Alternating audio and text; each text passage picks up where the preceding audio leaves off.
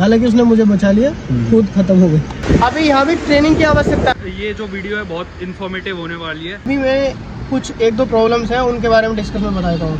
Look देखोगे तो भाई बहुत ही फ्यूचरिस्टिक सा लुक है। तो भाई मैं इधर से जा रहा था कुछ काम से अपने, तो मेरे को रास्ते में एक भैया मिल गए। यहाँ पे एक ढाबे पे मैं रुका हुआ था, चार्जिंग स्टेशन दिख गया मेरे को।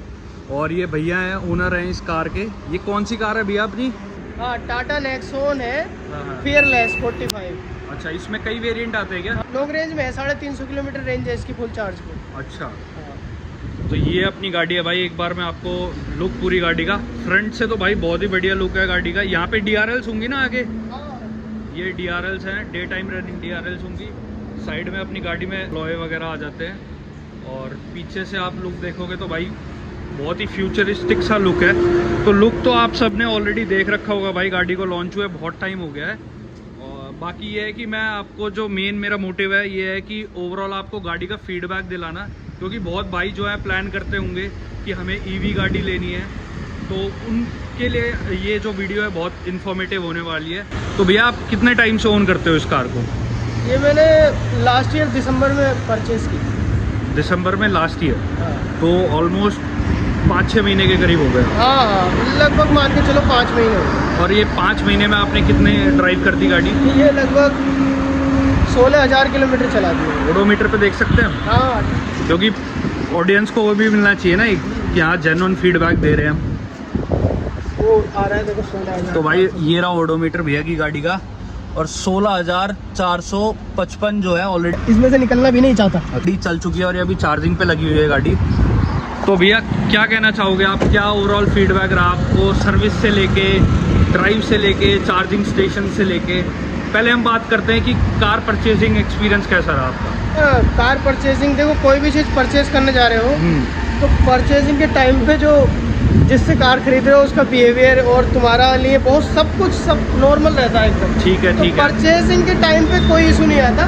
ठीक है, बिल्कुल नॉर्मल परचेज हो जाती है गाड़ी। एक ही दिन में कर सकते हो जाए। अच्छा, कभी कभी जैसे अवेलेबल नहीं है तो टाइम लग जाए, मिल जाएगी कोई दिक्कत। फिर उसके बाद फर्स्ट सर्विसिंग क्या कैसे रहती है? सर्विस का भी कोई इशू नहीं है, लेकिन अभी जैसे जैसे EV का मार्केट डेवलप हो रहा है उस हिसाब से अभी यहाँ भी ट्रेनिंग की आवश्यकता है लोगों को। यहाँ ना शायद हवा बहुत आ रही है, तो हम गाड़ी के अंदर बैठते हैं। हाँ। बाकी रिव्यू में एक बार गाड़ी के अंदर बैठ के करते हैं।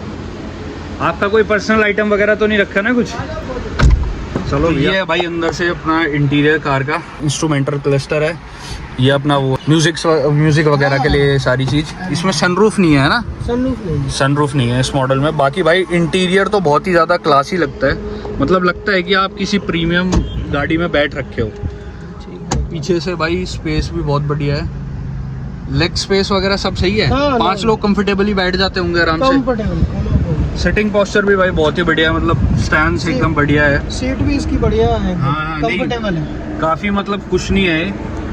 पता लग रहा है कि हाँ बकेट फिट सीट है पूरी, और आगे से भी पूरा एक बढ़िया व्यू आ रहा है, जैसे एक SUV में होता है ना भैया कि एक व्यू आना चाहिए, तो उस लेवल का व्यू आ रहा है। हाँ, तो भैया हम थे ओवरऑल फीडबैक पे, तो कैसा रहा अभी तक आपका फीडबैक? सर्विसिंग जो थी पहली सर्विस सर्विस के लिए देखो मैं पहले बता रहा हूँ कि सर्विस में अभी क्या मार्केट EV का डेवलप हो रहा है। ठीक है। तो जो भी एजेंसीज हैं उनके जो वहाँ पे डीलरशिप होते हैं, जो लोग सर्विस करते हैं, उन्हें भी अभी ट्रेनिंग की बहुत आवश्यकता है इसकी। ठीक है। तो हालांकि इसमें जो सर्विस का है वो ज्यादा बहुत बड़ा काम नहीं है, छोटा मोटा क्या काम सर्विसिंग होती है इसमें? सॉफ्टवेयर अपडेशन, ये मेन काम इसका यही है। ठीक है। और तुम्हारे जो लूजिंग वगैरह है उसको नट्स वगैरह जो लूज हो गए वो टाइट कर दो।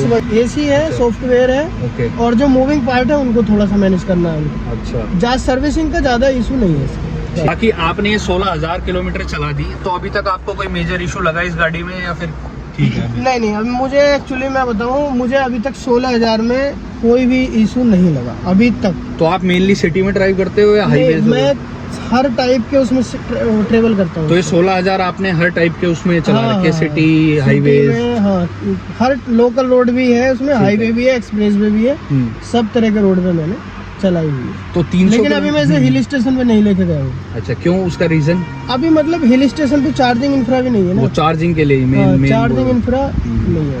सही बात है भाई। मान लो भैया लेके चले जाएं, रास्ते में फैमिली के साथ जा रहे हैं, कुछ हो रहे हैं, मान लो रास्ते में ना मिले चार्जिंग स्टेशन, फिर लटके ओवरऑल इसका बहुत अच्छा एक्सपीरियंस है गाड़ी का, ईवी का। ठीक है। बहुत ही शानदार परफॉर्मेंस देती है। एक बार बैठ जाता हूँ मैं, यकीन मानो तो मैं इसमें से निकलना भी नहीं चाहता। अच्छा। कई बार, क्योंकि इसमें थकता नहीं हूँ मैं चलाता हूँ गाड़ी, क्योंकि इसमें ना वो भी नहीं है गियर क्लच नहीं है, क्लच का कुछ नहीं भाई, जैसे पता है तो सिर्फ ब्रेक है और एक्सेलरेशन पेडल है। हाँ। बाकी ये अपने ड्राइविंग मोड्स है। यहाँ कुछ छेड़खानी नहीं करनी, ड्राइव करना है तो ड्राइव में डालो और सिंपल चलाते रहो बस। और ये अपने मोड्स हैं। हाँ, ये सिटी में modes चला रहे हो, ये यूजफुल है वैसे। हाँ, यूजफुल है ये। सबसे अच्छी रेंज जो है इकोनॉमी मोड में आती है। अच्छा। फिर हाईवे एक्सप्रेस में जाते हो तो इसमें ड्राइव कर सकते हो। तो स्पोर्ट में अपना ये है कि पिकअप वगैरह ज्यादा अच्छा, स्पीड। हाँ, बहुत शानदार एक्सपीरियंस रहता है स्पोर्ट मोड का। अच्छा। मतलब अगर एक्सप्रेस वे हाईवे पे तुम इसमें सेलेक्ट करते हो तो ड्राइविंग की एक अलग ही फीलिंग आएगी। ओके। सबसे पहला है चार्जिंग इंफ्रा। चार्जिंग इंफ्रा में दिक्कत अभी है क्योंकि हर जगह चार्जिंग नहीं लगी हुई है। सिटीज में है, हर सिटी में भी नहीं है। हाँ, फेयर है। और एक्सप्रेस वे हाईवे में मिल जाएगा आपको, वहाँ कोई टेंशन लेने की जरूरत नहीं। अगर आपका रूट ऐसा है कि आप हाईवे या एक्सप्रेस वे से जा रहे हैं तो आपको कोई दिक्कत लेने की जरूरत नहीं है। हर 50 किलोमीटर पर चार्जर अवेलेबल है। ठीक। लेकिन अगर वैसे लोकल रोड कनेक्टिंग रोड आप चूज करते हो, कहीं जाते हो, तो वहाँ प्रॉब्लम रहती है। तो वहाँ आप इस गाड़ी को नहीं मतलब इतना रिलायबल मानते हो? हाँ, वहाँ अभी रिलायबल नहीं है। हालांकि हर 50 किलोमीटर में चार्जर अगर बन जाए तो दिक्कत कुछ नहीं है। फिर एकदम शानदार गाड़ी है ये, आपकी बचत के हिसाब से भी। तो आप जैसे फुल चार्ज करते हो एक बार, घर पे करते हो मोस्टली आप, है ना? मोस्टली घर पे ही करने में इसको फायदा भी है।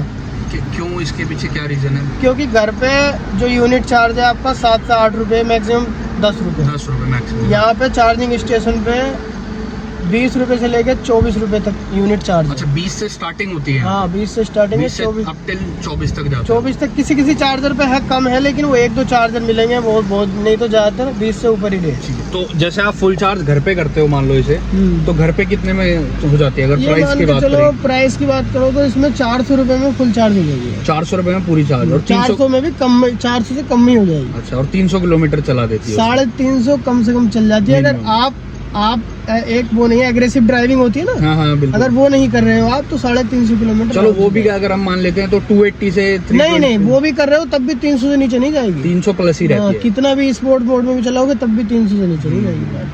ठीक है, बट यहाँ पे आपको फिर डबल रेट पड़ जाते होंगे, वो 800-900। हाँ, यहाँ पे तो मान के चलो कि 900 रुपए में कम से कम में चार्ज होगी आपको। चलो ठीक है, कंपेयर करते हैं अगर हम नॉर्मल एवरेज सीएनजी कार से, जैसे मैं भी एक सीएनजी कार ओन करता हूँ, तो उसके कंपैरिजन में भी अगर मान लो 800-900 ही पड़ रहा है तो भी ठीक ही है, फिर भी चीपर ही है सीएनजी। चीपर है, लेकिन ऐसा है गाड़ी की सेफ्टी के लिए, आपकी बचत के लिए घर पे चार्जिंग जरूरी है, इम्पोर्टेंट है। घर पे आप ये चार्जिंग बाहर के लिए नहीं बनी। बाहर तो आप घर घूमने के लिए जा रहे हो तो बाहर कर ली चार्ज, नहीं तो बिल्कुल अपने घर पे चार्ज करके चलाओ। लोग कहते हैं मेजर इशू इसकी बैटरी का होता है, बाकी मेंटेनेंस इसकी इतनी नहीं है। हाँ। अगर इन केस बैटरी में कोई प्रॉब्लम आ जाए या खराब हो जाए, किसी भी तरह की डैमेज हो जाए, तो उसमें बहुत मोटा लॉस हो सकता है।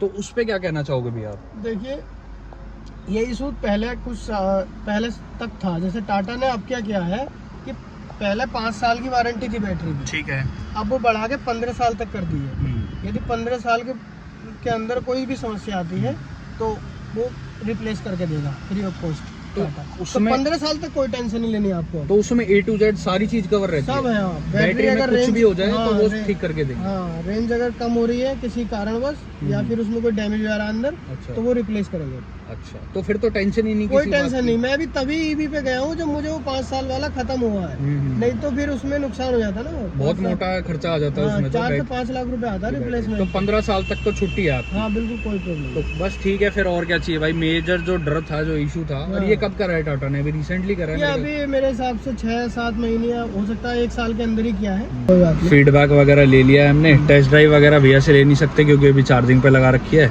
बाकी ये है कि ओवरऑल फीडबैक, गाड़ी की ड्राइविंग वगैरह एकदम मस्त है, स्मूथ है, मजा आता है चलाने में। सस्पेंशन वगैरह कैसे है इसके? परफेक्ट, कोई दिक्कत, कुछ हार्ड फील नहीं होता आपको? टाटा की गाड़ी है, 5 स्टार सेफ्टी है हर चीज में, बट ये मस्त है। तो ये टाटा सेफ्टी सिर्फ दिखाने के लिए देता है या एक्चुअल में है? एक्चुअल में है। मेरी दूसरी टाटा की गाड़ी है। अच्छा, पहले कौन सी कार ओन करते थे? टाटा सीएनजी थी, वो पंच सीएनजी वाली थी। हाँ। उसमें एक्सीडेंट हो गया था गाड़ी का। अच्छा। उस गाड़ी ने मुझे बचा लिया। हो सकता है कोई दूसरी गाड़ी होती तो मैं बच नहीं पाता। लोग ये भी कहते हैं भैया कि जैसे जिसके घर में सिर्फ एक ही गाड़ी है उसको इलेक्ट्रिक गाड़ी नहीं लेनी चाहिए, या तो एक पेट्रोल या सीएनजी कार हो तब आप। अब मैं आपको बता दूं कि मैं 3,500 किलोमीटर मेरी पर मंथ की रनिंग है। अच्छा। मैं तब भी अभी इतने उस पर भी कवर कर पा रहा हूँ, मुझे कोई दिक्कत नहीं है। ठीक है। लेकिन अगर आपकी रेंज 1000-1500 ही है तो आपको कोई दिक्कत लेने की जरूरत नहीं है उसमें, नो प्रॉब्लम, आराम से चलाओगे आप। हाँ। तो मतलब आपने कभी भी ये कमी महसूस नहीं की कि मेरे पास एक पेट्रोल या डीजल कार नहीं है,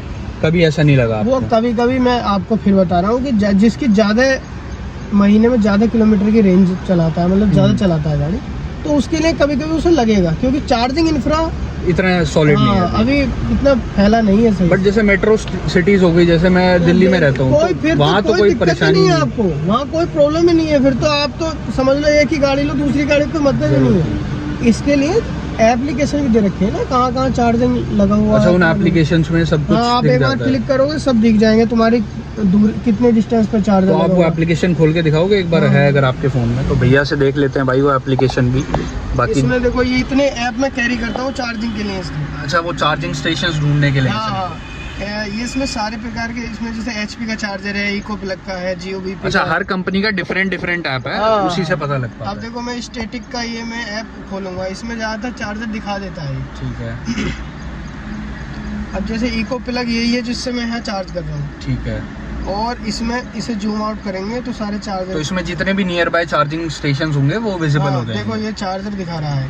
न्यू दिल्ली में, आप न्यू दिल्ली से बता रहे हैं ना, न्यू दिल्ली में देखो कितने चार्जर है। दिल्ली में तो बहुत ही चार्जर है, बहुत चार्जर है सर, चार्जर दिखा रहा है, बहुत चार्जर है, वहाँ तो कोई दिक्कत ही नहीं है। तो मतलब मेट्रो सिटीज में कुल मिला के कोई परेशानी नहीं होने वाली भैया आपको। और ये गाड़ी की अगर हम प्राइसिंग की बात करें तो किस प्राइस में? मैंने सुना है कि सब्सिडी वगैरह भी मिल रही है। सब्सिडी का बहुत बड़ा इशू चल रहा है अभी सरकार की तरफ से। सब्सिडी में उन्हें थोड़ा और सुधार करना चाहिए, क्योंकि सब्सिडी अभी मुझे भी नहीं मिली है इसकी। अच्छा, नहीं मिली है? हाँ, बोला गया था, लेकिन सब्सिडी की एप्लीकेशंस उन्होंने कम रखी हैं। 25,000 एप्लीकेशन है वो ब्लॉक हो गई है। तो मतलब एक पर्टिकुलर गाड़ी पे रहती है या फिर किस? नहीं, जैसे ये सब्सिडी डिपेंड करती है सरकार पर, गवर्नमेंट पे, कि उन्होंने एक सेशन के लिए कितनी एप्लीकेशन एक्सेप्ट कर रहे हैं ईवी की। अब ईवी तो हर कंपनी गाड़ी बना रही है, तो वो फिर उसमें यह है कि 25,000 एप्लीकेशन अभी पूरी हो गई है, तो मेरी एप्लीकेशन भी सबमिट नहीं हो पा रही। उस वजह से जब वो हो जाएगी तब मेरी सब्सिडी आएगी। तो मतलब ये ऐसा रहता होगा कि first come first serve basis वाला सीन रहता होगा कि जो जल्दी आएगा वो जल्दी पाएगा। अब ऐसा ये कह सकते हो, लेकिन अब इसमें ये है कि ईवी की डिमांड तो आगे बढ़ ही रही है, तो इन लोगों को जो है अपने वो भी बढ़ाना पड़ेगा। हाँ, नंबर ऑफ एप्लीकेशन एक्सेप्ट करने की भी बढ़ानी पड़ेंगी। बिल्कुल। अब होना ऐसा चाहिए, मैंने ईवी कार खरीदी, ईवी के अगर ऐसे इनको वो करना है, प्रमोट करना है इसको, तो इसको जो है मैंने ईवी कार खरीदी, मैंने अप्लाई किया शाम को, विद इन 1 वीक या 1 मंथ मेरी सब्सिडी आ जानी चाहिए। इससे तुम्हारा जो प्रमोशन अच्छा हो जाएगा। बिल्कुल। फिर पब्लिक जो है 2 बार भी सोचेगी नहीं पैसा डालने से पहले। अभी मैं कहीं ना कहीं 1 लाख रुपए नुकसान में ही फील कर रहा हूँ, अगर देखा जाए। चलो प्राइस की बात हम करते हैं, आप पहले ये बताइए कि आपको कितने की पड़ी है ऑन रोड एग्जैक्टली? ये मुझे ऑन रोड पड़ी है 15,10,000 रुपए। 15,10,000 नेट जो आपने दिए हैं, और गाड़ी आपकी हो गई। अब उसमें सब्सिडी कितने % है? सब्सिडी 1 लाख रुपए की है अभी, लेकिन वो सरकार के थ्रू आएगी और सरकार की वेबसाइट पे ही अप्लाई होगी। अच्छा, तो जब तक आपकी सब्सिडी नहीं आएगी ये 15,10 की पड़ी है, रहेगी, अदरवाइज 14,10 की पड़ी है। हाँ, बढ़िया फीडबैक दिया आपने। और देख लो भाई, किसी को लग रहा हो झूठ बोल रहे हैं तो अगेन मैं दिखा देता हूँ, 16,455 नेट भैया गाड़ी चला चुके हैं ऑलरेडी, और उसके बाद भी भैया को कोई प्रॉब्लम नहीं आ रही है, कुछ दिक्कत नहीं आ रही है। गाड़ी ओवरऑल अभी तक बढ़िया चली है, एक्सपीरियंस बढ़िया है भैया का। नहीं, कोई दिक्कत नहीं गाड़ी। तो अगर किसी को टाटा गाड़ी लेनी हो तो बिना सोचे ले सकता है, खासकर मेट्रो सिटीज में है तो सोचना बिल्कुल बनता ही नहीं है। बिल्कुल नहीं बनता। ईवी के मामले में अगर मेट्रो सिटी है तो कोई मतलब नहीं है सोचने। रिसर्च कर सकते हो कि चार्जिंग फैसिलिटी क्या है वहाँ। नहीं, वहाँ मैंने करा था, है काफी बहुत चार्जर है वहाँ, कोई दिक्कत नहीं है इसमें। चलो ठीक है भाई, इसी के साथ आपको आई होप ये वीडियो इन्फॉर्मेटिव लगी होगी। कुछ भी इन्फॉर्मेशन आपको काम की लगी हो और ब्लॉग थोड़ा सा भी अच्छा लगा हो तो लाइक कर देना, सब्सक्राइब कर देना, और भाई शेयर भी कर देना। ठीक है भाई, आप भी कह दो एक बार। Thank you. Like and subscribe and share. ठीक है भाई।